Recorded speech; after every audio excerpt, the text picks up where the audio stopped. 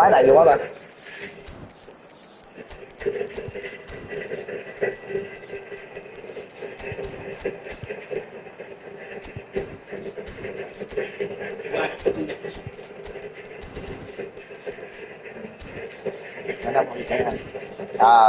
Mày đã ghê quá, tôi thấy là một về thủ rồi thôi.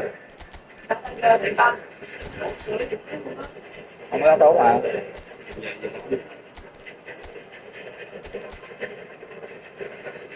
Mày đang cự dịch đúng không? Mày chỉ cần quề cự dịch rồi, bây giờ là quan trọng là mày quề được hay không, hay là màu lan được hay không, đó vấn đề gì thôi. Máu anh thua á. Dạ. Đem nó vui vẻ. Vậy máu thua á. Anh thua đâu? Thua cái gì? Đó mà nơi thua á. Anh thua cái gì? Tính đường du lịch với em không? Có thể bây giờ về đội thiên đạo hả trời?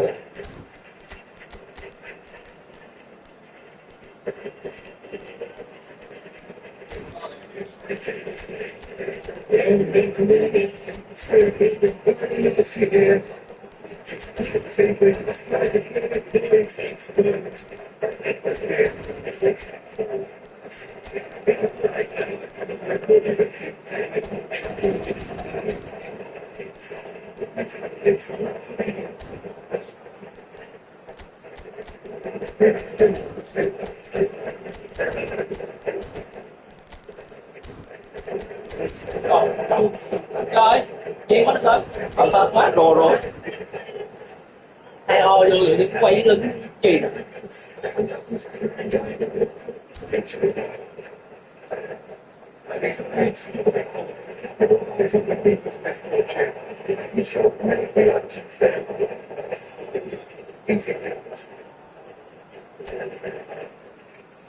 Gì mới vô nổi số rồi.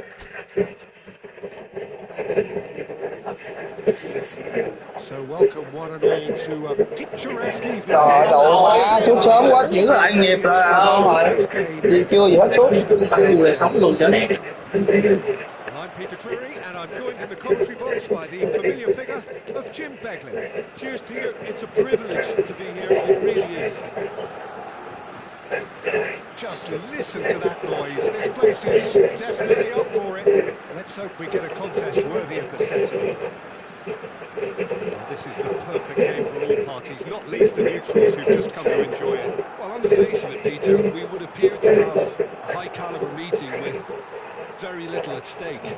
But then you consider a chance for one or two of the fringe players to get a look in, and this becomes a big incentive. It changes the dynamic. So there's plenty at stake for them, which will do no harm to the energy and the overall conviction, and hopefully the style of contest. The action has already started. Kunde, it's the sort of situation that they'll want to capitalise on now. Who do you think this turns on, Jim?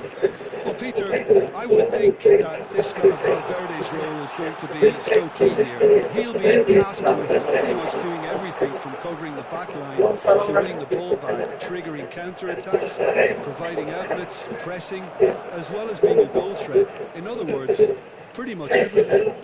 Okay, interesting. Vinga. Turan. Look, they're prepared to be quite physical to contain any danger that might come their way. And he was quick to react. That pass isn't the best. That pass has been well intercepted. Threads one in, expertly cut out, really nicely done. Well, they could break here.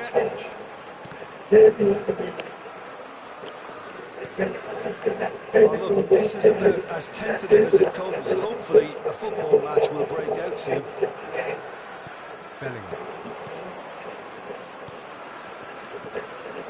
Well, he's going to be disappointed with that. Somewhat off target.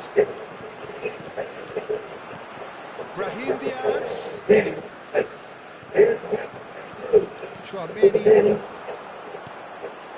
Now it's Turan. And it's Camavinga. Tries to play it through. Oh, well played, well sorted out. And he's heaved it away. Passes coming off in quick succession here. Nicely aimed pass. Madrid do have a chance to counter here.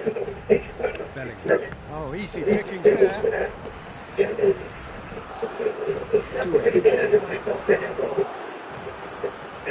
Upamecano. Turan is onto it in a flash. Eder Militao does really well there. He is strong. Vinicius Junior. France couldn't really be more watertight in midfield. Not a trickle is getting through. Great vision. That is a jarring tackle, but apparently nothing wrong with it. He slid in, and that has raised the temperature on the touchline. Oh, super ball.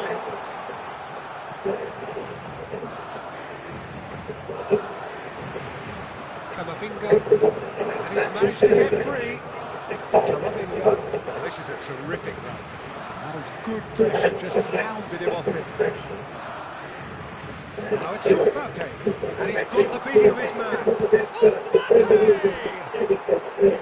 Oh, terrific save from the keeper. Mbappe actually didn't do an awful lot wrong, to be honest. And we have our very first corner. They've played it short. Swing it gets big. No, not the Khó best. chịu quá nha.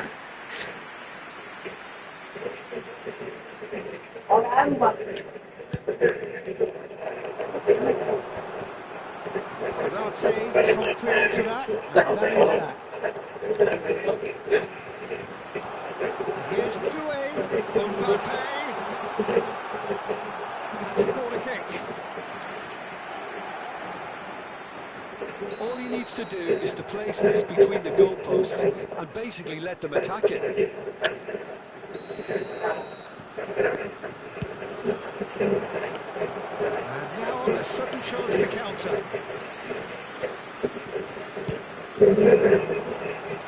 Đó, sút kìa. Well played. That is today's game. Into the final 5 minutes of the first half. It's Hernandez. Challenge just a bit on the firm side. Goes down, but nothing given. Played out towards the right wing. Now it's Brahim Diaz. Great ball, and he's in here. Shot! Đồ, các bạn chạy không được. That couldn't have been a more potent injection of belief for this team. Top man, top drawer. Truly superb. A goal of such supreme quality, composure and class. Just the sort of forward pass he's been looking for. Very telling. So we have the first goal. Can he finish? Well, he got rid because he was under pressure. And that'll be the final action of the first half. Sao lại chưa sút cái nào luôn. Plenty of talking points in that first half, but just the one goal. It's still anybody's game here. It's a dressing room that needs rousing at half-time because in truth they've not really been right so far. If the down talk works, we may see a very different side second half. We need to... Just back from your break, we've missed very little of the resumption of the second half. Well, I think in these circumstances it's all about how to adjust the balance of your team. I mean, you want to get back in it as soon as possible, but without leaving yourself too open. Now it's Turan. Can he get on the end of this? Oh, well played, well played. Camavinga cuts a frustrated figure right now. He just cannot get away. Chạy. It's a reminder, and one of his teammates should be picking up on that, and quickly. Vinicius Junior. Vinicius Junior. Acres of space out wide. Oh, that's neat. Good ball, good take. It's a foul, it's in the box, it's a penalty. Cậu má không có lệnh cho penalty kìa. It's the last thing they wanted to do. Ủa quá biết sao penalty luôn. So this to extend their lead.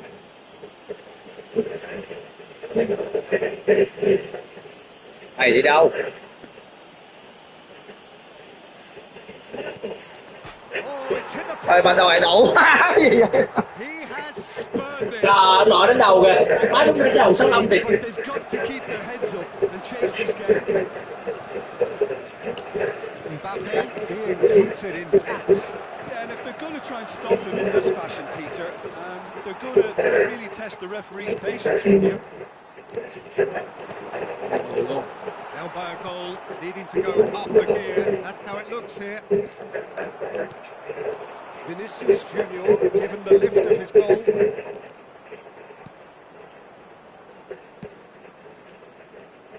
So we've reached the hour mark. Well, he was clearly disappointed with that pass. Well, I think the opposition saw that pass coming a mile off, and it wasn't the best decision.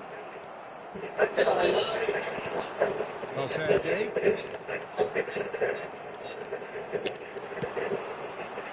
Hernandez. Foot in. They've got to make this nice and quick. Your impression so far, Jim? Well, considering they're only one down, they're closer to conceding a second than scoring a leveller. Tuanmax, Camavinga. Oh, it's a promising goal out. There's plenty of really nice passing. Is there any support? He might not need it. Well, it's definitely the right attitude and application, Peter. They've got to keep pushing. Well, they're looking a whole lot more urgent now. They just need to sort out their end product, and quickly.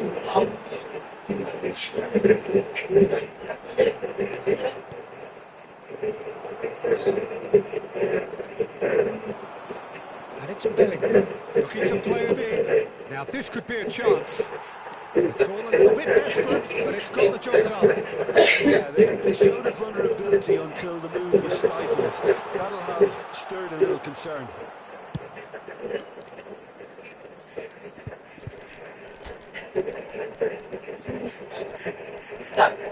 Trời.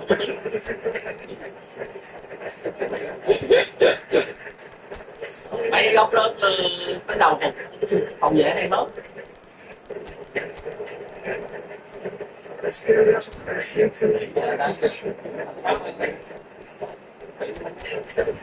Trời không trúng vô cái kêu mà. Vậy thế không.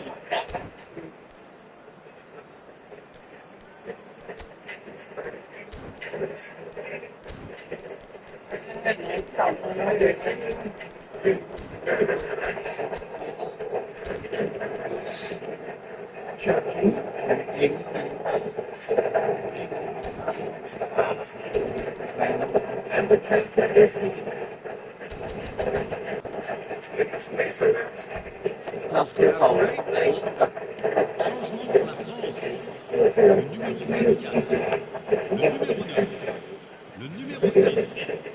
À leur place, that's Camavinga.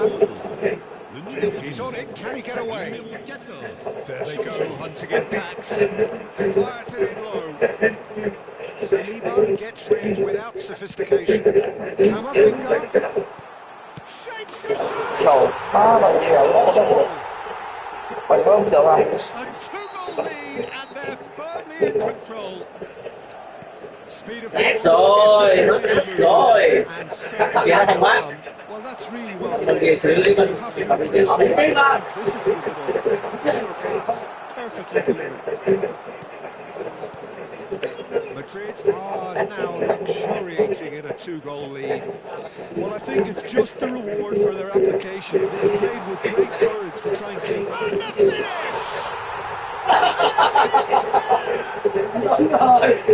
Thành công rồi. And the lead is extended. Thôi đừng bỏ hết cho số điện thoại đi luôn nha. Có gì đó. That was a technical expression of great football. Thôi chứ anh không đá nhiều thôi chứ cái bắt nó nhiều lắm. Bài lẹ lắm, đầu bắt lẹ lắm. Chiều chiều người ta biết đâu. Terrific move by the boss. That's just as the manager would have seen it. An impact sub. 3-0 and things are starting to look awfully cosy. And things are much healthier in their favour. Mind you, you would have thought that when the last one went in. It's a promising position. Oh, nicely intercepted. Rodrigo And he welcomes it in, tries a shot! And he should have made it four. A moment to try and place the cherry on the cake. Đúng rồi anh, để em chọn cái sới không á. Alexander-Arnold plays it short. Phải đâu quan sát được nó hỗ trợ đâu anh, mẹ bước theo hướng tròn vậy đâu. Spring out of defence. Em ở nhà nó bật mà. Now it's Mbappe. And they win it back again. Confirmation that there will be 2 minutes stoppage time. Pressing's intense. Bác sĩ đi, bác sĩ có nhiều khoa ở đây, nhiều khoa đa số là không theo người được. Nhưng chiều không đấu liên quan gì, lần chiều không liên quan gì tới bác sĩ. Ủa, Nó hát. cắt da. Tạo xe mới đi. Tạo xe đó không? Cắt giờ hết. Má mình mà mình ba.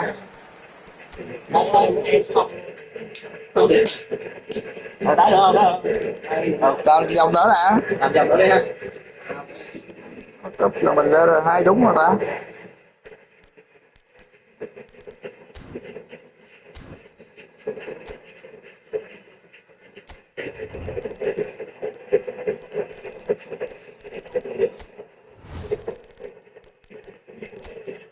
Trời ơi, má gì vậy? Nhạy hết rồi. Cầm lại. Lấy Napoli có một Luca 2 mét. Mới chuyển về. Luca. Cô á. Không, Luca. Lukaku đi. Luca mà tranh đá bên của Chu Đĩ á, cao 2 mét. Thằng đó trong Dream nó có vẻ nó đầu mạnh. Ừ.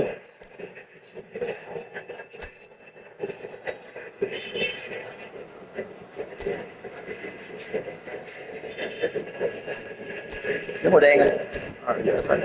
Okay.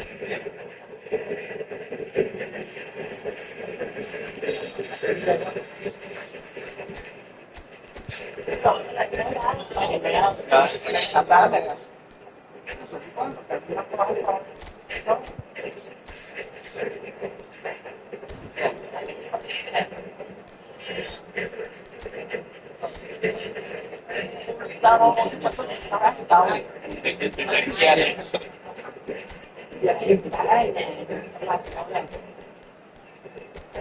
Bát này rách giờ họ biểu hiện đó mà tốt mà chết sợ không có hay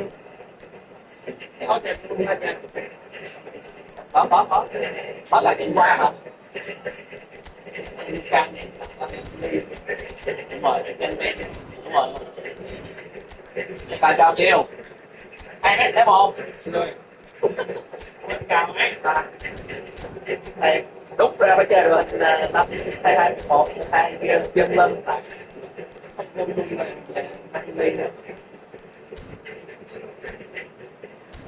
thôi kẹt được chơi lắm.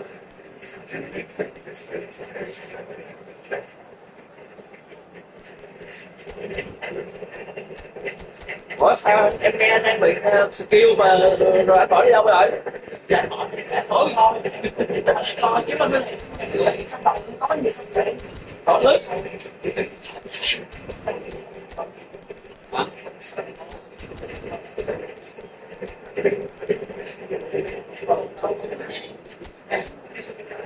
đồng 88 gì mà ngon Làm lại đồng 88 là ngon.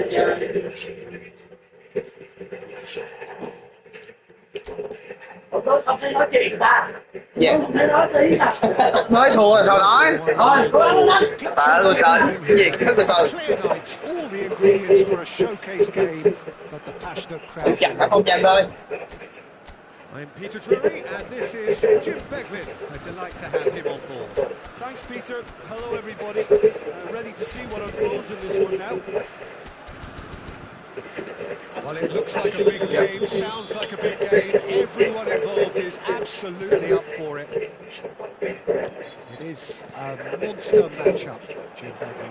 Well, the atmosphere, Peter, certainly doesn't feel unfriendly. We all know about the quality we have on show here, so I hope that the crowd demand as much as they can get, and I hope the players will oblige on that.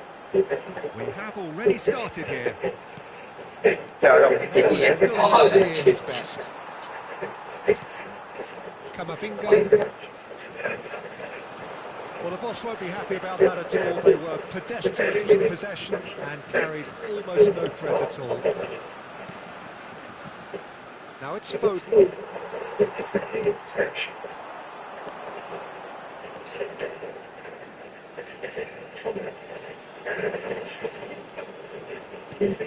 So, Jim, tell me this, who are you looking for in particular here? Yeah, Kylian Mbappe. There's nothing more frightening for a defender when he's running at you at full speed. He gets into his stride so quickly and seems to just glide across the turf. But when the goal's in front of him, he's also got that cool head that's required to pick a spot and finish everything off. Yeah, the easiest way to make a difference is to score, so no argument there. And he's quick to get it clear again. Ruben Diaz does really well there, he is strong. Tuanmax, Elise, and here's Thuram. He could be shapes to shoot. Goal, France! Perfect placement, the one place the keeper couldn't reach. He had the whole picture in his head, Peter. He didn't even look at the goalkeeper. So the game's first significant moment, and it's come earlier than perhaps we anticipated. Must ruffle a few feathers, but well dealt with.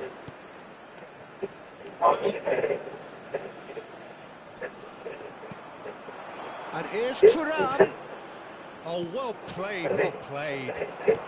France are enjoying a good spell right now, and leading. And that interception was most necessary. That's great position, so good from him. Beyond the defence. Elise. Real chance! Dùng ghê canh sò cái rồi nhớ xuống. His commitment to the cause. Very tall targets to pick out from this corner. And he's taking no chances there. And now a sudden chance to counter. And he's on his way. Great ball if he can get there. There's the shot. Oh, the ball's run loose here. And here's the chance to counter. Picked up brilliantly. Real, and one more try. Goal! A quite incredible spell. They are flying. The vision wonderful, the technique perfect. That's just downright fabulous. Both the disguise and the control, and then that gentle scoop. France are doing very nicely, thank you. Well, they're very much the better team at the moment, Peter, and no doubt will be looking to cause even more damage here. That's good pressing, squeezing the play. Má mà đi môn sao biết đâu. No. It's in! Back within one! They have them in their sights again! A momentary lapse mercilessly exploited. They were absolutely lethal. Môn cao 2 mét sẽ hơn bớt đâu. Không sao biết tao mới phát ra cái đầu mà. This is threatening to become a really good game. Oh, we have a very different game on our hands now, all of a sudden. This one's totally up for grabs. Mbappe proving dependable as ever. Another terrific day at the office for him. Having that sort of player in your side is reassuring because the rest of the team knows he can make his influence count at any stage. It's simply part of his package. When he really Cao wants phát to, triển gì hết, mãi cao ra chuyền banh nuôi bò. Kamavinga. France looking forward to the break after some very good work in the first 45 minutes. Quality ball. Shot could be on. Did just about enough to come out on top there. Neither party overly willing to compromise. Lovely feet. Well read. The danger is averted. Mbappe looking to add to his goal. Now it's Olise. It's made its way to him. Guardiola cuts out the pass. He was given the time initially to hold on to the ball, but eventually he was squeezed that bit harder and the task became too much. I think he's got to be a little quicker in his distribution there and get others into the match.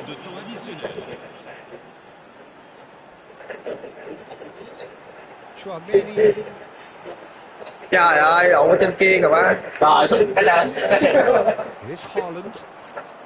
Whistle's gone, that's foul. There's the end of the first half. It's been thrills and spills at either end in the first half. Neither side really seizing the initiative, and both teams still very much in it. Neither side holding back here. It has been quite a half, this. Yeah, they're ahead, Peter, but they can't afford to get too complacent. They need to... Thằng gì, một thằng target man, một thằng thì Phóc đi đá bóng, Phóc này đi đá. Establish that two-goal cushion early in the second half. France head into the half-time break with a narrow lead, 2 goals to 1. Still seems to have... Không sợ, quên cái tay đâu. Một chết. Bóng chơi. Từ thôi, bấm dấu tím chịu. To be an expert lip reader to know what's being said here. Reinders.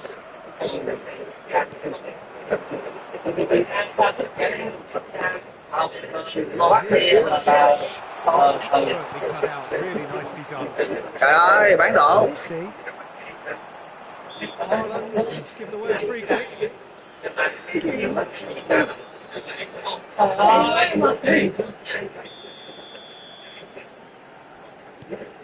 Saliba. Tuanmax. For Olise. Next Dembele. And here's Thuram. Thuram proves just a little bit too strong.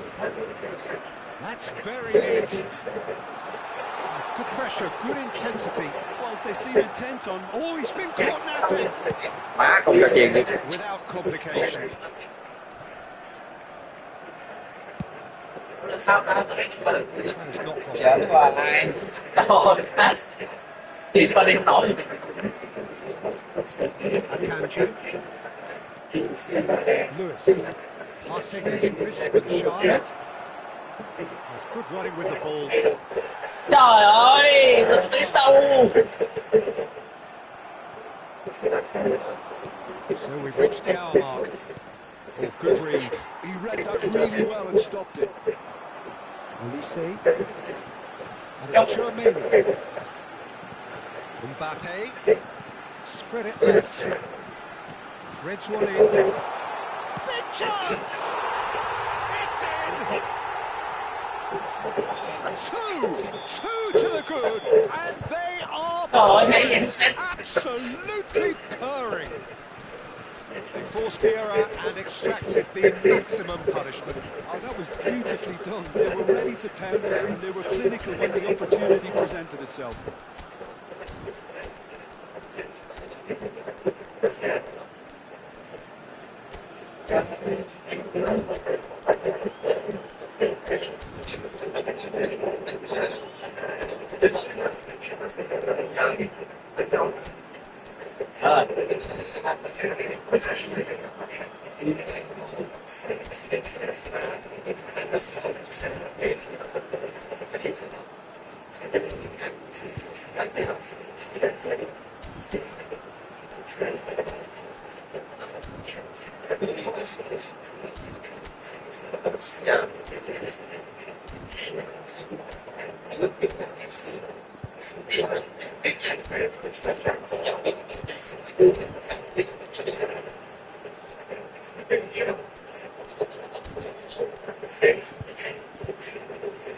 Mẹ nó cũng khéo bọn nó gì là nếu mà tốt luôn ra cũng diễn đấy.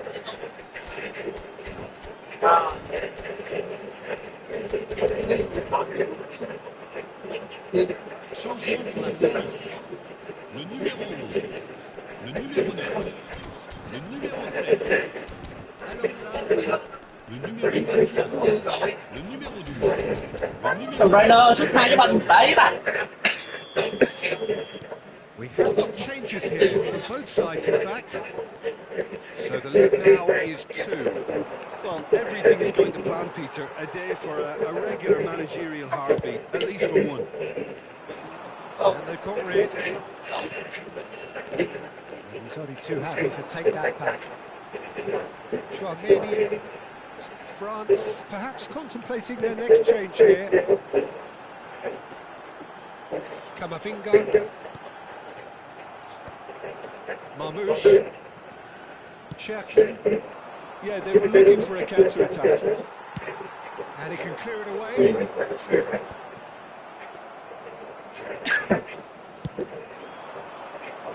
Đánh đầu kìa. Just eases him off the Bạn ball. cái sao trong vòng đó xích đến đầu, trúng đầu là được rồi. Camavinga. Barcola. They want to be quick here. It's breakaway time. Lovely pass, but can he get there? Now it's Barcola.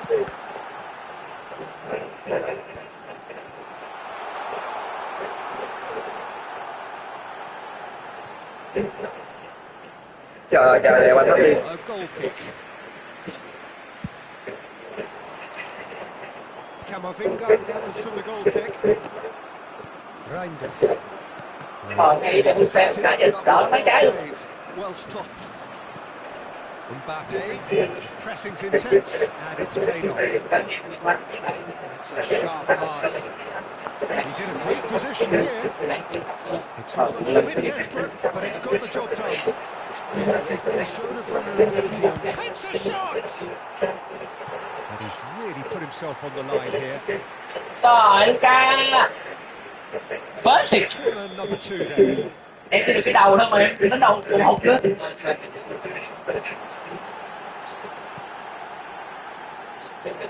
Now it's Doué. Oh, nice touch. It's Camavinga. Camavinga. Camavinga! Loose ball now, and there's a chase on to retrieve it. Marmouche. So what can they make of this? Doué. Well seen. Saw that coming. Ơi, rồi không đều.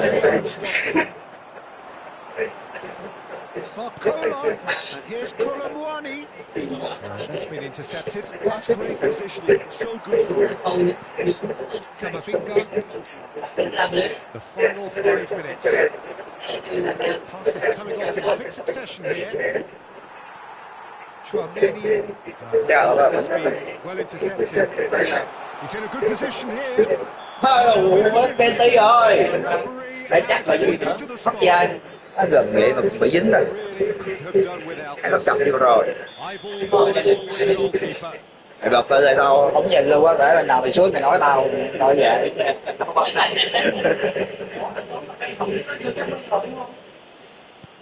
Nó đĩ mẹ.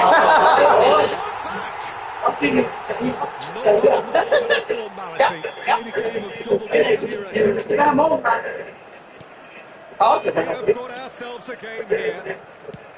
Now he's off and running. Lewis calmly anticipates. Rồi cho tao ra. Pass is short and sharp. Saliba. France clearly now in lead preservation mode. Well, they've chosen the correct way to see this out because the opposition press is very weak. That is good pressure, just hounded him off it. Fourth official showing that there will be 3 minutes of added time. And that is as far as it goes. What a game, what a show. Both sides robustly going about their business, and that has turned it into quite a spectacle. It's the sort of game after which you feel it's a shame anybody had to lose. Well, what are your thoughts on today's game then, Jim? This was all about tactics, Peter. A weakness in the central areas, both in Ồ, mất 7 người đang xem luôn ghê vậy. Đang like hả? something we referred to before. Gần Nghe đấy. con Ông anh cần cái show mát. hậu hậu cái nhiều người đá lắm. Hậu MVP đá. Đâu không là MVP đá. Lên show mát mà. Bài kia lên em thì thành không. Vì vì nó cột cái lắm. Vì nó làm gì tháng trời là cái ngày phải hay.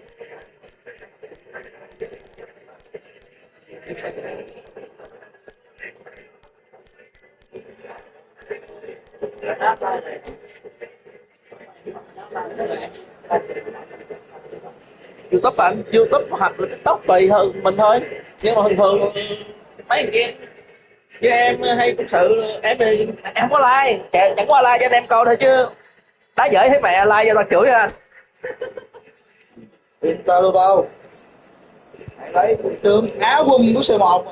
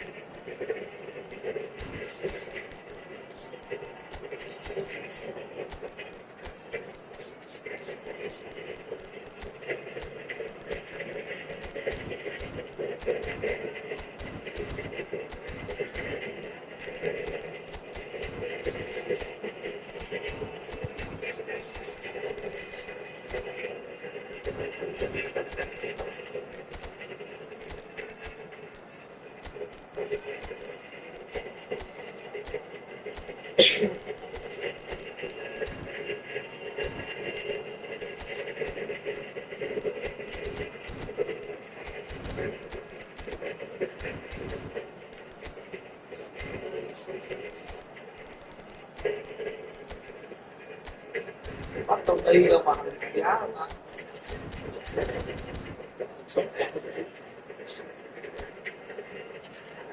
Mát rồi quá, tôi đi ngoài đợi ghi bàn kia đi. Qua mới ghi bàn nữa đó.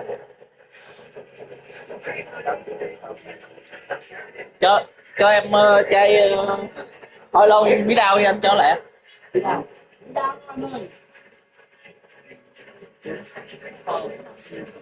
Đun fry đấy vô đã. Đấy coi để cho đá đun fry. Quá đun fry nó tạt ghê lắm đó ba. So welcome one and all to a picturesque evening here. A clear night, all the ingredients for a showcase game that the passionate crowd demands. I'm Peter Drury, and it's a pleasure to be alongside Jim Begley. Cheers, Peter. It's a privilege to be here. It really is. Well, the stage is set for a stirring showdown here. The supporters in great voice, and there's a real sense of anticipation in the air. Game on. It's a monster matchup, Jim Begley. Well, with nothing resting on this, Peter, I'm hoping that there'll be more impetus for the players to just enjoy the game with the pressure off, try out a few different things, and we get something open and free-flowing. They've got underway here pretty promptly. Vinicius Junior. So, Jim, tell me this, who are you looking for in particular here? Yeah, Thibaut Courtois. He's a huge presence between the sticks, and that's not just because he's 6'6", Peter. He's got great reach. Rồi ha. Cô đã đặt kìa. Kìa quá. Anything noteworthy in the early part of the match, Jim? And neither side has really grabbed the initiative, I would say. Both must have come in with a view of not making any early mistakes. So we're seeing some conservatism here. He's ruffled a few feathers, but well dealt with. It's Vinicius Junior. And that's been intercepted. That's great positioning, so good from him. Bellingham. First quarter of an hour gone. That's a sharp pass. Oh, well measured. He's shifting through the gears here. And here's the chance to counter. Now it's Yamal. And the ball's come loose here. And there's his chance to lead the counter. Valverde. Can he get it through? A lovely pass, but can he get there? And that pass just didn't quite work. Well, the ball just didn't work out for the run that he made. They should have done a lot better there. The final ball was very poor. Mbappe might just make this. Oyarzabal, Yamal tries to play it through. Oh, that's a fine interception. Eder Militao gets it clear. And he's managed to gift it back. That's a decent ball. He's found a way through. Now can he find a finish? Oh, he's played it in low. And that was very necessary. Things not gone well. Rodrigo! Nice bit of trickery. Oh, he saw that early. Used a certain sixth sense. Now it's Rodrigo. And it's Bellingham. Has a shot! It's run loose. Who's going to get there? Trời ơi, má. Một O được rồi. Ham cái O cà sệt. That's been intercepted. Morata chasing after it. Well seen, saw that coming. That was well played, well stopped. He's picked his way through. Bumps him off it and wins back the ball. Well, that is good. Super running, sharp movement. Came up against a defender, though, who was ever so determined.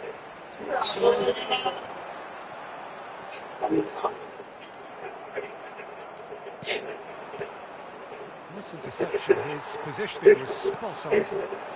There's no such thing as a bad time to score, but this would sure be a good time. Sồ rồi, ráng chuyền cái hướng đó là sao? That's well spotted. Mbappe just eases him off the ball. Well, that's surely a foul, free kick.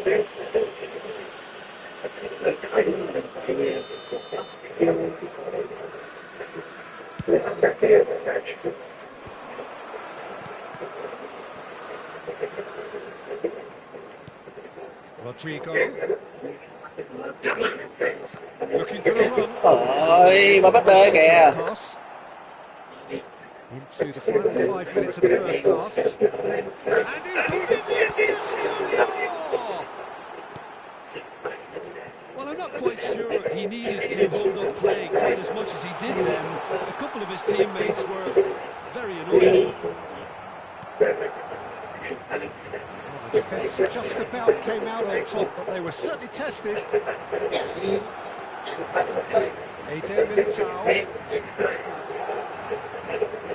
That is good pressure, just hounded him off it.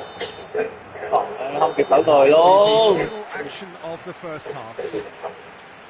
Well, it was a half of could haves and should haves, but as the whistle blows, we remain where we started. Plenty for both managers to mull over here.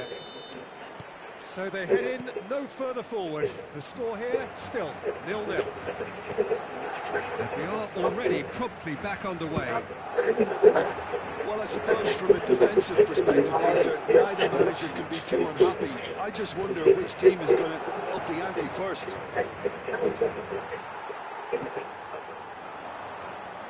Now, can they get him away? Trời ơi. Now, that's well Trời seen too. ơi. Cái địch mặt mời. Oyarthabal. Rudiger gets over and Trời intercepts. ơi. Eventually well cleared. They'll want to make the most of this turnover. And he's intervened well there. Tuanmax. Bellingham. And that has left him in a heap. Yamal. They've been denied a chance to develop any rhythm in the passing department. Hai người cancel hết. It's a decent chance to counter-attack.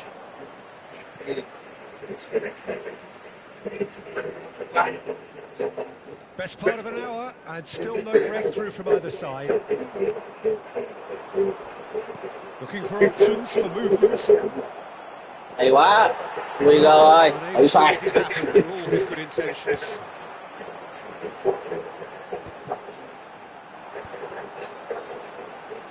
Mbappe under intense pressure. Yeah, and if they're going to try and stop them in this fashion, Peter, they're going to really test the referee's patience from here. And it's Pedri. Engages and forces him off the ball. And it's made its way to him. He has found the way through. Trời vậy? Sao nó một tóc không ra? Because he was under pressure. Spain can breathe again. Just. You know, there's an intervention that had to be made. Serious trouble lay in store. No, it's all right, huh? Oh, that's clever. Tuanmax. Bellingham. And here's Mbappe. And here's Vinicius Junior. Oh, important interception. And he's there to belt it away.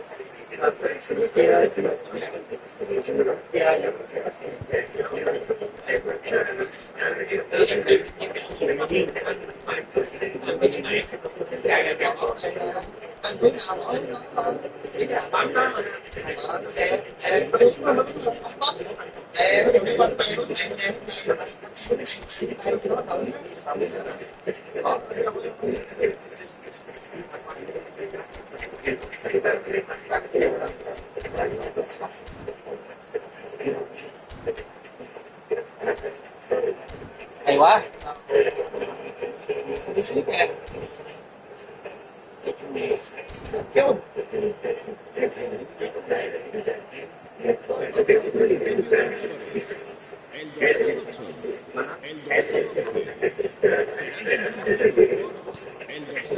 Vinicius Junior. Nicely weighted ball. And he shoots! À, thiếu bẻ cái nữa. It's going to go a long way. Chưa có góc mà sút lèn. Ended up in no man's land. Well into the second half, and still there's nothing between them. And it's Camavinga. And here's Endrick. A lot of space here, a real opportunity. Bellingham. And here's Endrick. Now it's Williams. Biner. Oh, it's a nice idea, but the execution was lacking. Madrid do have options available on the bench if they want to go that way. Spread out to the left. And now the breakaway. And he's quick to snatch it back. Nico Williams. He's wide and looking to get onto this. Hay quá. They've done it! Nico lẹ quá. Bắt nó chạy tụt quần luôn. But before we can even delve into the detail, the significance of taking the lead should be our initial reflection, and that's priceless. Forced it and extracted the maximum punishment. Peter, they should just never have lost the ball from there, but you have to give credit and fairness to the front-footed pressing too. Made things quite uncomfortable for them. It's an inspired substitution. Terrific move by the boss. That's just as the manager would have seen it, an impact. Má Nico lẹ quá vậy ta. So the first goal of the game. Yeah, all their effort pays off in the end. It just took that extra bit of dynamism to get them the goal they craved. Danny Olmo. Gavi. And it's a option. This usually is the time teams go into conservation mode.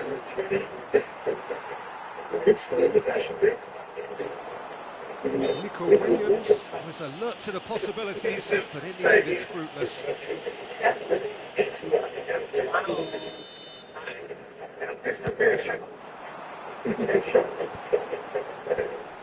That was good alertness. Well, that pass isn't the best. And here's Hendrick. Shot could Bellingham! Ủa sen, trời And it's blasted clear. That, Peter, is wonderful reading of the game. Perfect positioning. Trời ơi, yếu vậy Rick. Vinicius! Trời ơi, quá xi măng. Hèn gì luôn á. Dạ, ra da mấy trái banh tay dài, tay ngắn quá mấy trái banh đánh đầu hồi nãy. Không điểm, một điểm, 2 trận 1 điểm. No shortage of endeavour, effort, at times effervescence, but just one goal to show for all of that. How would you summarise what we've seen today then, Jim?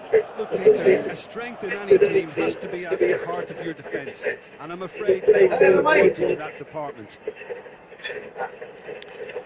Kỳ với Mỹ rồi. Thanks to Jim for his wisdom, and to wish you all a very good evening. Đúng không?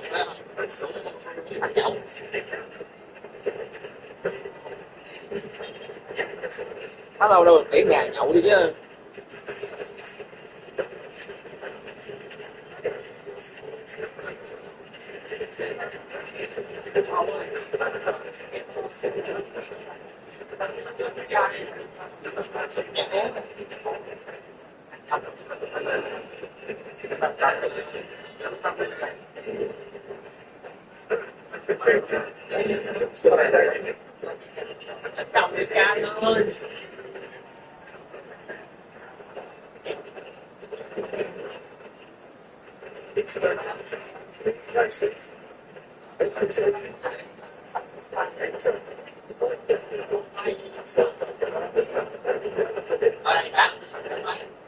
Soạn đúng cái này ai tiên thích soạn chết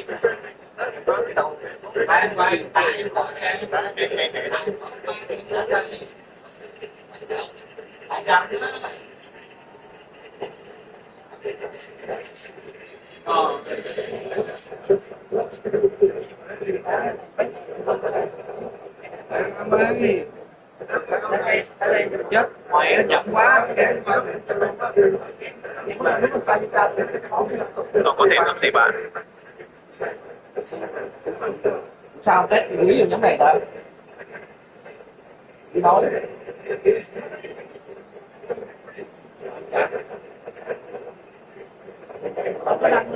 vậy mà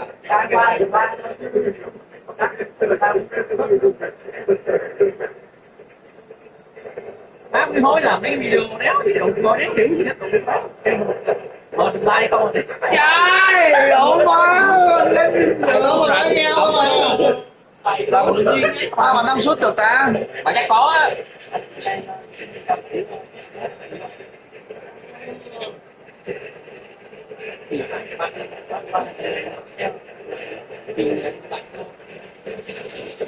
ai đó cũng quan tâm đến nhà như mình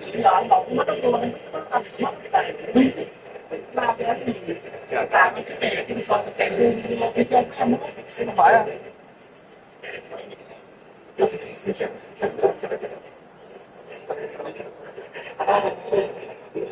bắt ấp là anh bắt ấp là anh hiểu không à anh chạy đó anh bấm nút chạy phải không anh để bắt úp rồi hai đúng không bấm nút chạy tới cái hướng là anh bắt bài đúng không bỏ rồi ấy đè bắt úp là còn anh chạy xưa đây anh bắt úp đúng không anh canh anh là anh giữ bắt úp đúng không rồi sau anh muốn lao vô là bấm này anh bấm lao vô ít lao vô cho chạy nhanh với lao vô nhưng mà đã bắt úp thì đừng có bấm lao vô tại bắt úp là nó tự đưa chân ra nó đánh anh đã bắt bài tao Ủa, mà rồi nó nó bắt đi bài em. mà. bắt bài mà đa phần là cái bét này là cái eFootball này là người ta bắt bài không đúng không đúng rồi tao không lên chạy nào áp là chết anh thấy áp vậy bị chọt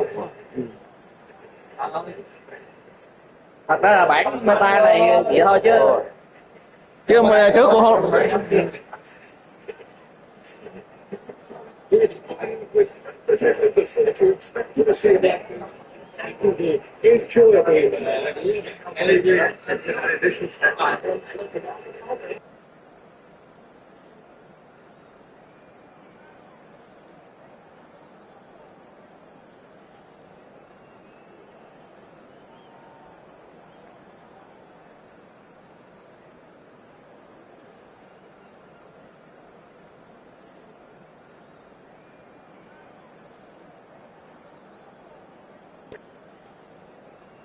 Đá nữ Em đá được đấy chưa?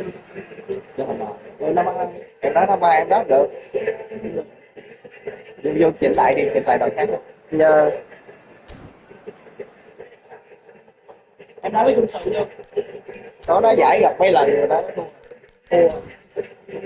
có cơ hội ăn mà không ăn được. Chỉ ý là cũng là 6-4 thôi chứ. Chắc 3-7 chứ mình 6-4 đó. Dữ là dữ lắm.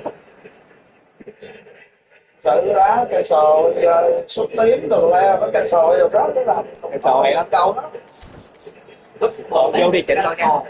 Vô đi mình chỉnh lại. dạ ủa chỉnh lại Vô chặn luôn đi. đâu nãy chỉnh đó mà em chỉnh đó mà Bắt đội khác đấy. đó. Họ xem lấy bắt mộ, quên tự em bắt mộ. Không nghĩ lại biết rồi. Vậy thôi lên làm lại đi. Anh tưởng em bắt mộ kêu vô chỉnh lại. Well, what a sight this is. A beautiful evening and the promise of a match that will really get the juices flowing. Anh hốt rồi. I'm Peter Drury and it's a pleasure to be alongside Jim Begley. Thanks for that, Peter. Bác mỗi lần vô đá chung kết là bắt ra xi me cái đã.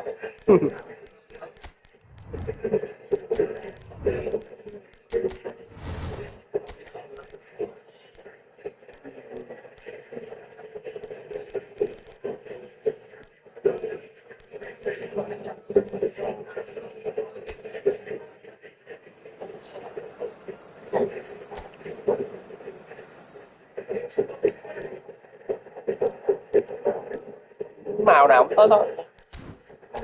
Cả đêm bắt đội khác. Chắc thấy mà. Các bạn thì mới là cầu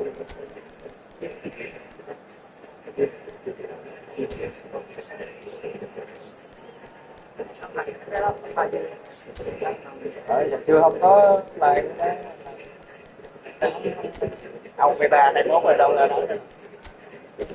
Ở ý là xưa là đá với bạn của mẹ mà lúc đó bạn đó đi làm chỗ khác không có chơi chung đó.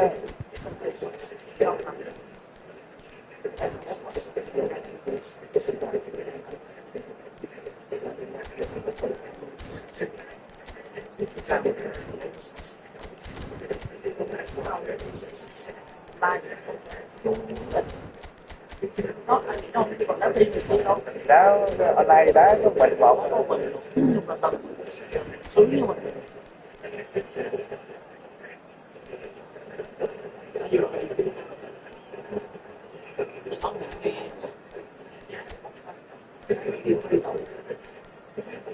Còn cái đồ nó sẽ nó tư luôn hả? Áo pha cái gì? Ghê à? Mới thấy luôn á. Xe 84. Cái sao? Còn cái mấy bài là đá là nó sẽ như Có đá sau có đá rơi cái nông cồn đâu luôn. Rồi nó làm cả cái cho phèn lên nó cái đó là một cái sống Trung Sự lòng thì meta đó, cái online đó lâu lâu nó bị thay đổi meta.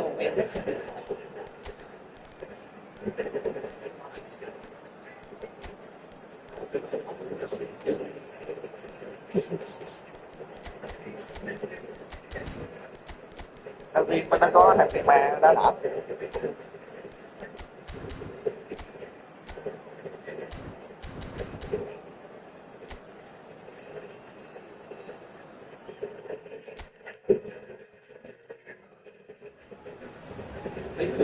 em mua mấy Em mùng ba.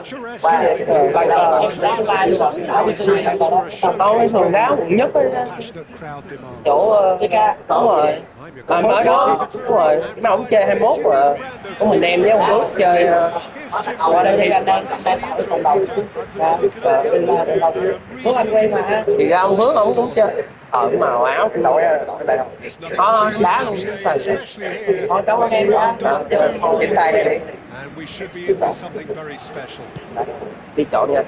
cái tay của em Looking forward to seeing this. Quên nữa. Well, with nothing resting on this, Peter, I'm hoping that there'll be more impetus for the players to just enjoy the game with the pressure off, try out a few different things, and we get something open and free-flowing. Mắt ướp đồng hồ. The action has already started.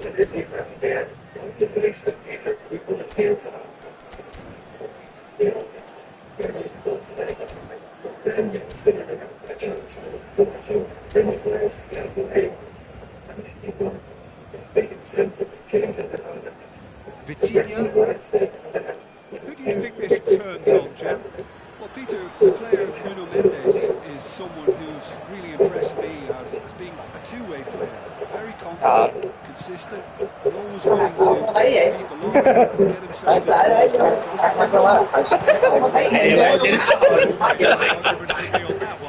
Chịu đâu tại nãy tưởng nó nhìn rõ chứ mà cây vô hay không thấy gì luôn. Can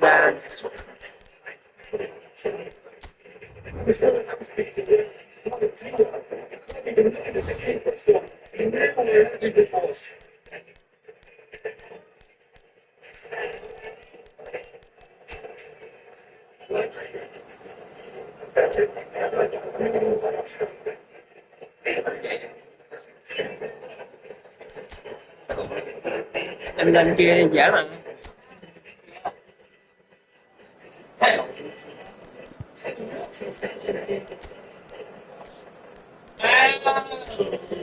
Thiếu về trai công chúa.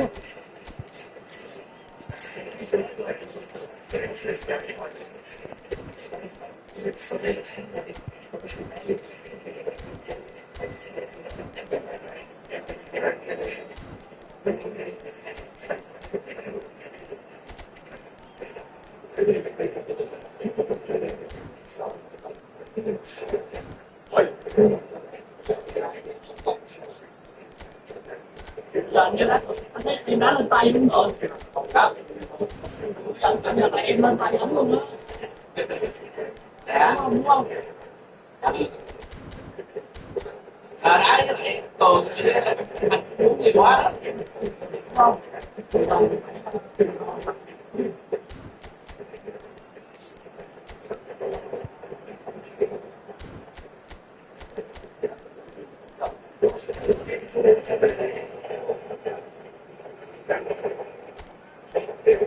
Trời ơi, chuyện cái ông nhặt tháp giờ bỏ là Wisman ra.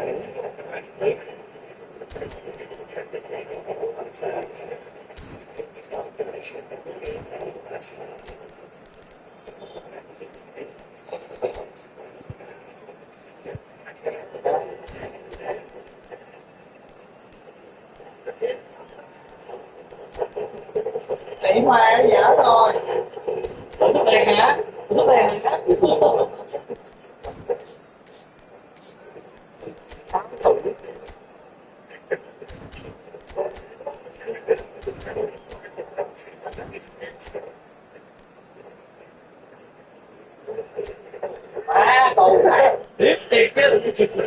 chứ sao đó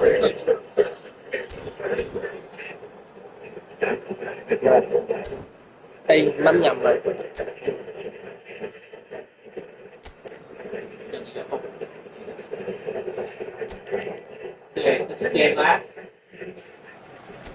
Hello, welcome one and all. The atmosphere building very nicely here. Gorgeous, gorgeous evening. The skies are clear, the audience is fervent, the atmosphere frenetic. Kind of commentator Peter Drury and providing his unique brand of expert analysis.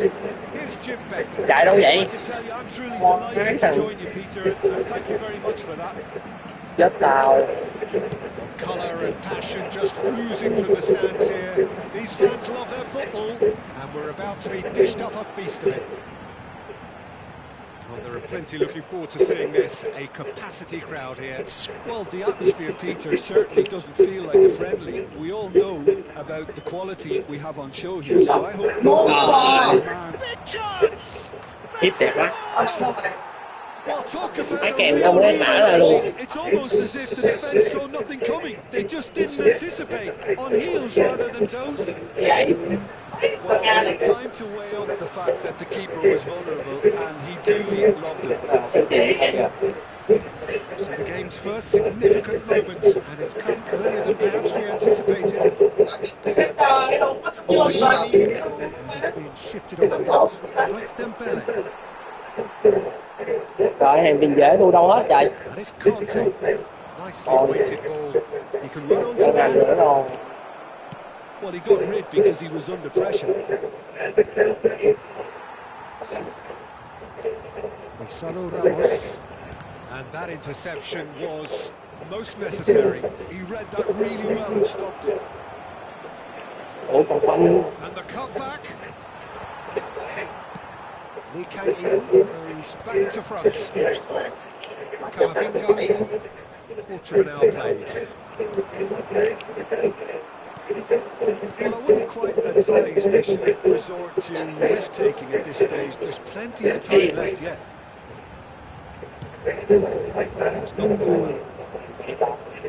That's ruffled a few feathers, but well dealt with. Lovely, it's Dembele! Brilliantly! Really anticipated that well, didn't he? The taker has to look for options because an aerial supply doesn't look promising here. They've got to find a way around this huge height disadvantage. Well seen. That was well played, well stopped. And now a sudden chance to counter. Shin to shin, bicep to bicep, they're wins now. And here's Dembele. Oh, super ball! Fires it in low. He can get that clear. Back on the ball again. Marquinhos. There's some great running on show here, but ultimately there was Quá chạy no không way lại luôn. through. Dembele. Tries to pass it through. And he's heaved it away. No! Well, it seems as if he's just had a momentary lapse and slipped into tunnel vision because he had good options around him and he failed to get his head up. Now it's Mbappe. There's a beautiful simplicity about this contest. Willing running on one side, dogged defence on the other. Nice interception, well timed. France turned up with a human blockade. This is top defence. Great vision. It's a pretty loose pass. And here's Thuram. Trời ơi, là sao trời? Just not quite happening for Trời ơi him. banh luôn. Well, the breakthrough hasn't come yet, Peter. But I do feel they're upping the ante. Em chỉ tắt tất cả. Big reward if they can stick at this.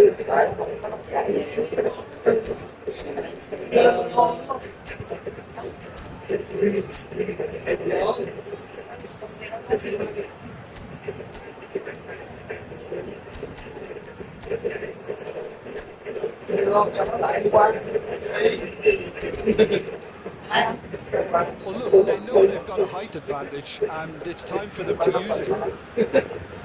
Nghe nói ông nói là biết lời. Má scan, cái gì?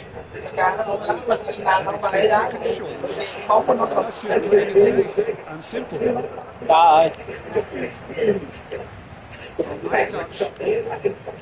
Good ball, good take. Mình thua hồi đó là tiếng củaเขาlà sút mình mới được đá. It's run loose. Who's going to get there? PSG on the counter-attack. Nó đẩy cho bàn xa quá. Dembele, Ôi, hay quá. Đúng rồi. Hay quá Gon ơi. They've done ever so well. That's very, very good. You can't ask for much more than that. Corner number 2.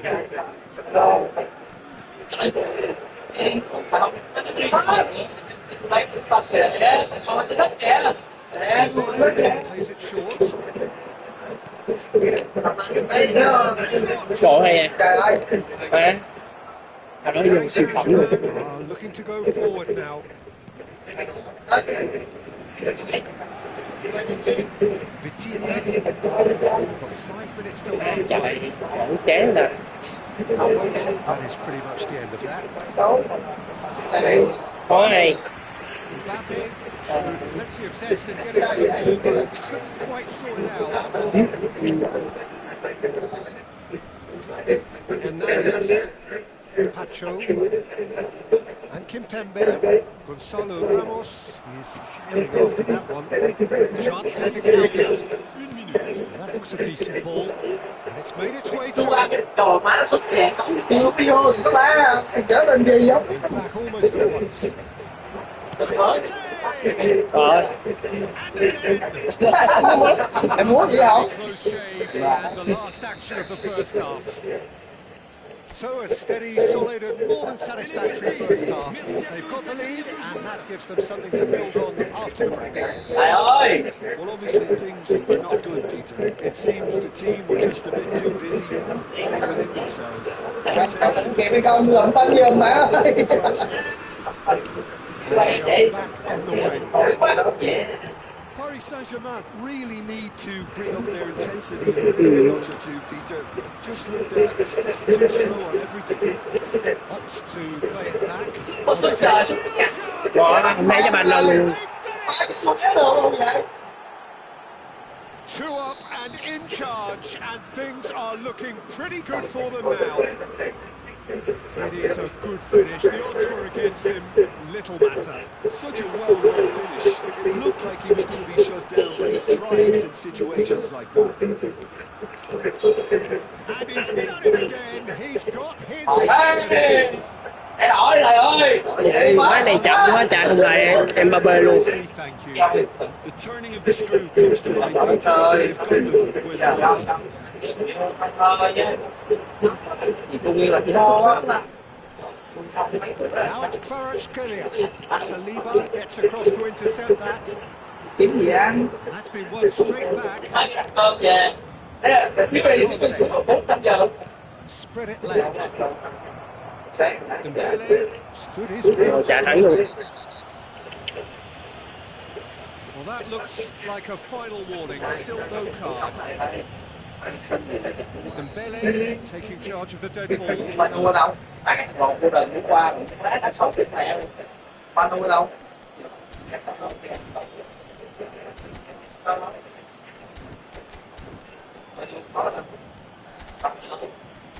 Có nó ba silicon nữa. Cái đá vậy á. Nhà xuyên nhà ba silicon. Đó, chính là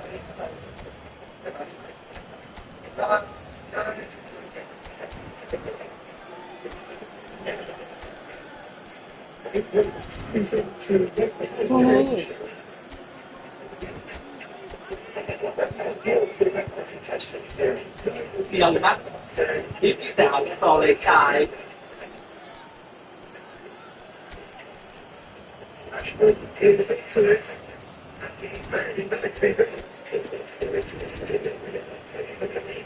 An opportunity then to pull clear here. Le numéro 9, le numéro 19, le numéro 3, le numéro 5, le numéro 29, le numéro 8, le numéro 25, le numéro 87. That's a Changement. throw. And he lines up a cross. Chào The first time we've seen them try À, that. đúng là trầm hoài cho bây giờ nha. Position. A little more to think about.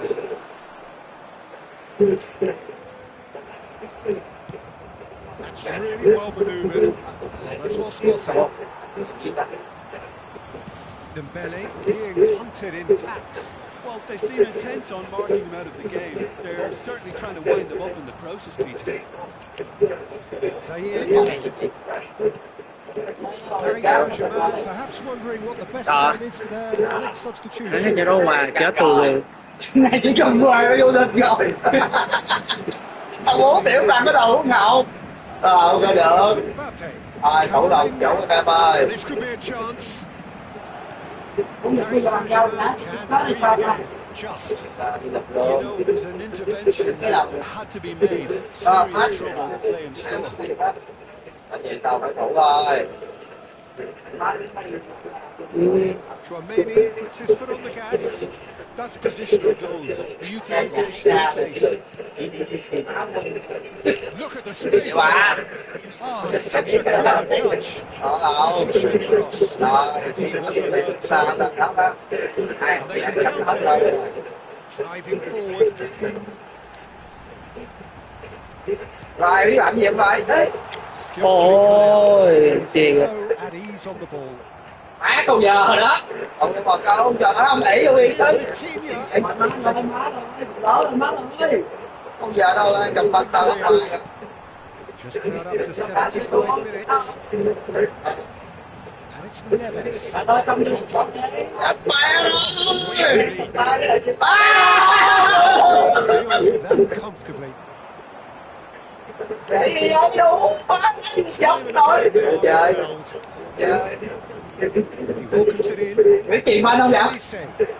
Má cái gì vậy? Tao mà nó số đi lượt luôn á. Ball now, and there's a chase on to retrieve it. Nếu mấy em chơi ngon. Well read. The danger is averted. Mấy em ra biết lại đây. Barcola. Cái gì thôi. Trả thù. Vô đâu kìa. Đâu má mà nó xuất vô đi lượt luôn á. Oh, just like that. Xuất mà nó xuất vô đi lượt luôn á. Còn hơn đó không vô. Gặp gì em kia em mà. Hả? Mà số 15 là 5 điểm. Hỏi 4 điểm bao nhiêu? Có thua tao chợ đó. Qua chợ nó ăn chợ 4 điểm. Quay đó quay chặt lấy. He's meant to fight it, even if it's just about the lift it would give. Có đồ có chuyện không có điểm hả? The end result is. Trời ơi, mình thủ làm cháu gì? Nó trong cái sự đó. Cross in. And Lỗi it's quậy với Hậu. belted away. Paris Saint-Germain have got it back. Má sao lại tụ má được lên ngon. Barcola in acres of Nó không được space. nhiều. He Nó không is được through nhiều. here. Rồi xong rồi 3-0 này. Tới He's found a way through. Decent chance. 3-0. Rồi lại. Clear here. Nó bồ hay sao? That really is quite fabulous. All they're doing. Yeah, that's what the game is all about. Excitement and entertainment. What a lovely moment. 3-0, and things are starting to look awfully cosy. Hồi nãy canh giờ hết. Olise is on to Rồi it. trời. Biết giờ tôi sắp vô chạy. Tốt rồi nè. Bây giờ là không có chuyện hết. Chạy dắt từ dưới sân lên. Như nhau rồi. Chúng ta cái số trận như nhau. Over the fence and far away. No Phòng catching lỗ up 10 vậy now. đó. The lightness of step. Bây giờ thì The certainty of finish. Đẹp quá. Oh, that's wonderful. 30 đánh 20 rồi quá thấu gì giúp tôi. Finish exquisitely.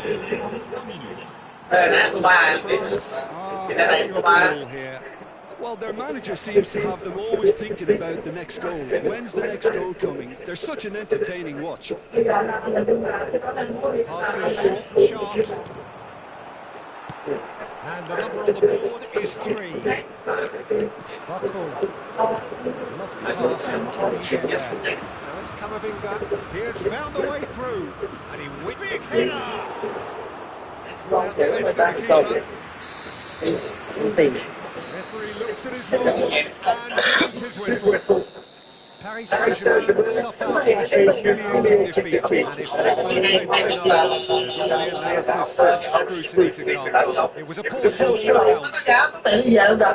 reflections then, Jim. Paris Saint-Germain desperately failing to impose themselves on the game. Decidedly flat, disjointed in so many areas on the pitch, and you're never going to win. To wish you a very good evening.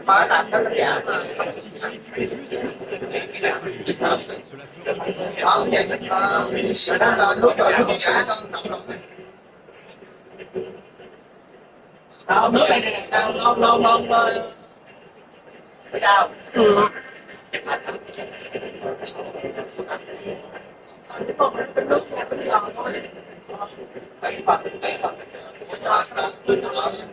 sao?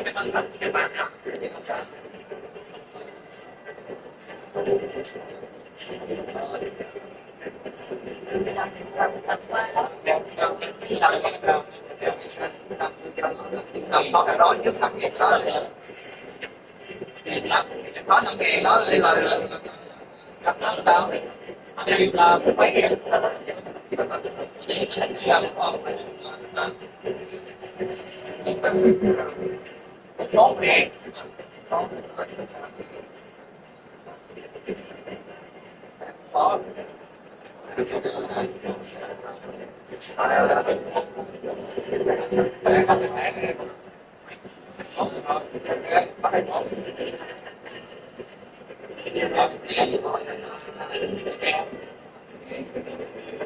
rồi em có tiền kèo 60 đó rồi đây 60 rồi 80 em hãy chơi đó em cứ lấy chẵn nó nói 80 sau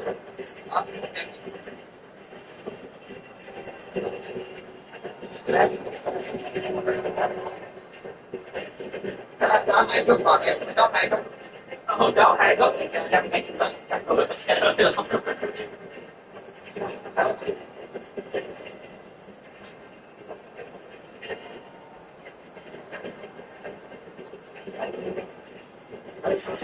sáu chục thôi, xã hội nó sẽ 20 rồi, chúng ta có 8 chục rồi.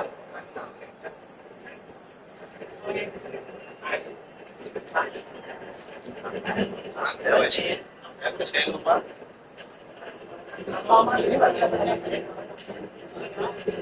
Rồi thôi, thôi áo bỏ đây.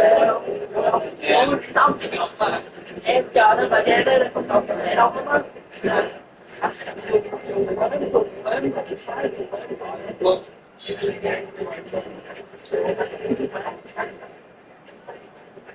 Bây giờ mình phát em đánh tay được phải tay ta thôi làm á thì sáu đó làm sao chỉ bằng cái tâm sự thôi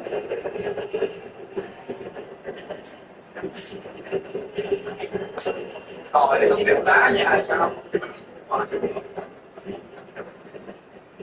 bạn này cũng luôn không phải mà bởi vậy đá này đâu có sinh giờ rồi nó đâu vậy vì áp quá lọt qua thì vậy đá rồi đó rồi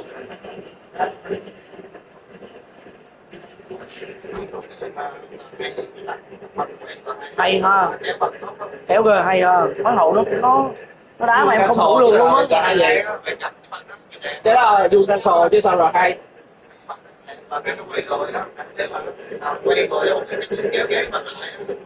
má phải đó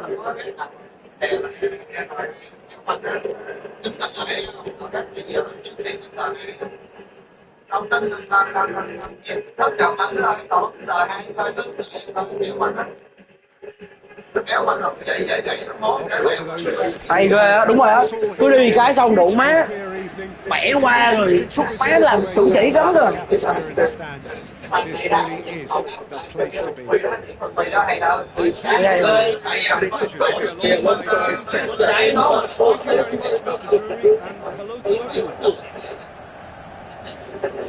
the stage is set for a stirring showdown here. The supporters in great voice, and there's a real sense of anticipation. Game on. Điên không? Tụi nó mới A bán perfect kia game for cái all một ba parties, sập not least ba. the neutrals who've just come to enjoy it. Well, with nothing resting on this, Peter, I'm hoping that there'll be more impetus for the players to just Đó, giờ là tại chắc phải đi số tô. Ý đó mình chọc nhầm không đá được à. Tại khỏe đi, 21 qua bỏ bếp là 26. Đó. 26 có người mới đá liên tục. Anh em chịu đá không đá? Không, hai thằng đá bao giờ vô hai thằng hên xui luôn. Tính tới trận này không mà chẳng được đọc cái này đâu nè, đâu ai biết đâu mà chẳng đọc ai biết hết rồi đó tính lỡ hẹn cường quá rồi nãy giờ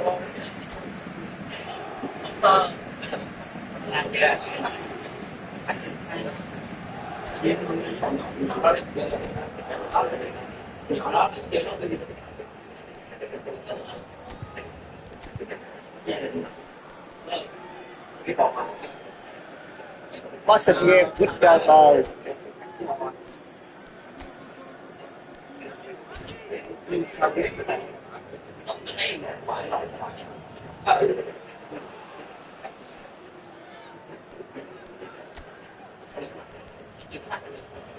Tại cái đá luôn đúng không?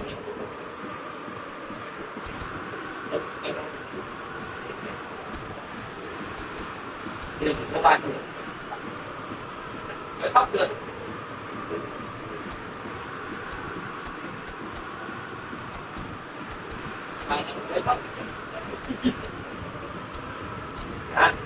ba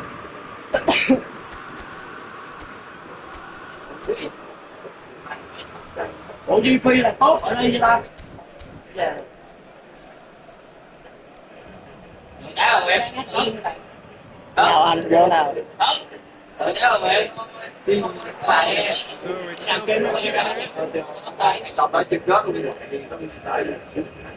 Now it's Tại đó Fred's one in. ủa sao kêu hẹn với cường đá 22 rồi That's another chance. cường nặng gì đó tại lỡ hẹn rồi giờ qua đó kỳ For precisely the reason you've just seen. They have a habit of making their presence felt, and here we are, early stages. He struck one. đồ banh này kéo một chữ ta And he's only too grateful to capitalise on the keeper's misfortune.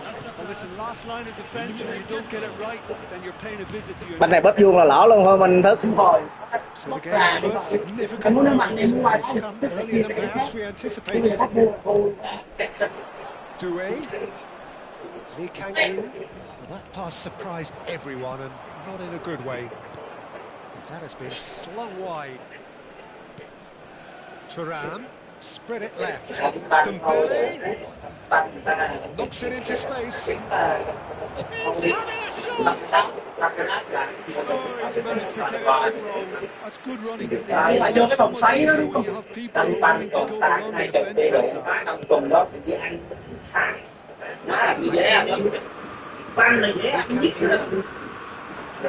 từ sáng đi Mỹ với Mexico này nọ vô Was that? And it's Dembele.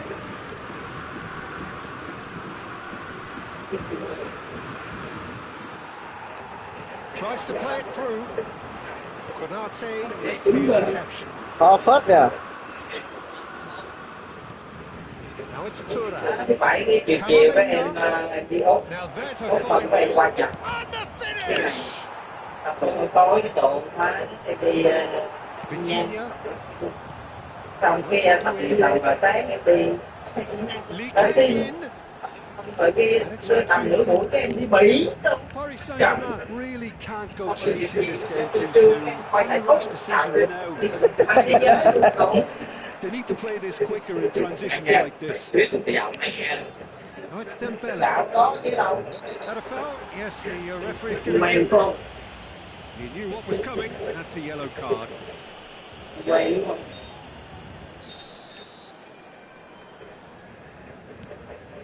Traumeri.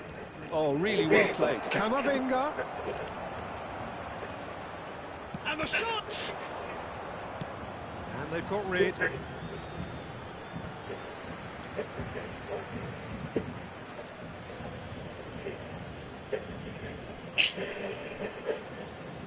And it's Hernandez. Showing great feet there. That's a good run down the left. Oh, really good feet. There's some great running on show here, but ultimately there was no way through. Dembele pinches it off him. Thuram. Camavinga. Decent chance! Sao tím á? It's in! Là kèm thêm này hả? Tím là bấm hai cái này. Two up À, and nó in sẽ mất charge. đi hai nhịp Things đến là are nó looking sẽ pretty good for them now.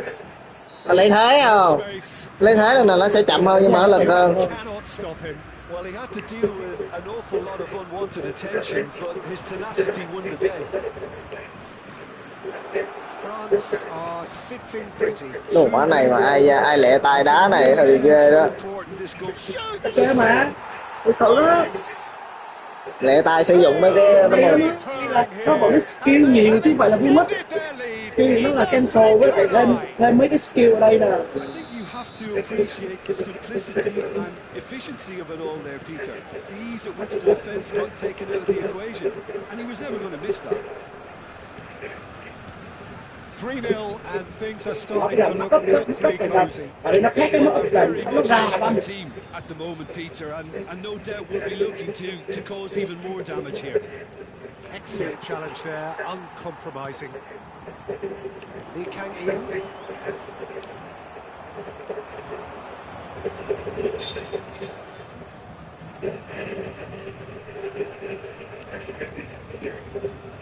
That looks a decent ball.